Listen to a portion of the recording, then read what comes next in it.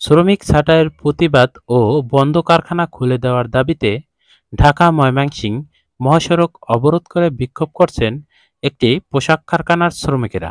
ফেব্রুয়ারির 23 তারিখ 2025 গাজীপুর নগরের বাসন এলাকায় তারা বিক্ষোভ শুরু করেন।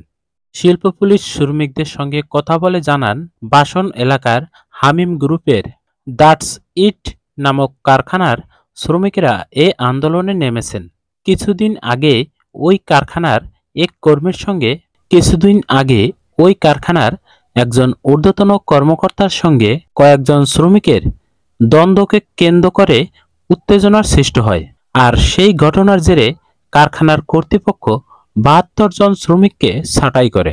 সকালে শ্রমিকরা কাজে যোগ দিয়ে জানতে পারেন তাদের মধ্য থেকে 72 জন শ্রমিককে ছাঁটাই করা হয়েছে। পরে শ্রমিকরা কাজ বন্ধ করে কারখানার পাশে ঢাকা ময়মনসিংহ মহাসড়ক অবরোধ করে বিক্ষোভ করতে শুরু করেন। এক পর্যায়ে উত্তেজিত শ্রমিকেরা সকাল 10টার দিকে মহাসড়ক অবরোধ করেন। এতে সড়কের উভয় পাশে যান চলাচল বন্ধ হয়ে যায়। পুলিশের কাছ থেকে সমস্যা সমাধানের আশ্বাস পেয়ে শ্রমিকরা মহাসড়ক থেকে সরে যান। এরপর যান চলাচল স্বাভাবিক হয়।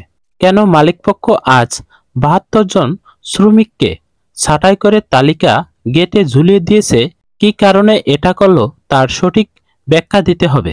ইচ্ছেমতো শ্রমিক ছাঁটাই চলবে না। এদিকে গাজীপুর নগরের বাসন থানার অ্যাপারেন্স প্লাস ইকো লিমিটেডের শ্রমিকরা একই এলাকায় অবস্থান নিয়ে কারখানা খোলার দাবিতে ও 2 মাসের বকেয়া বেতনের দাবিতে বিক্ষোভ করেন।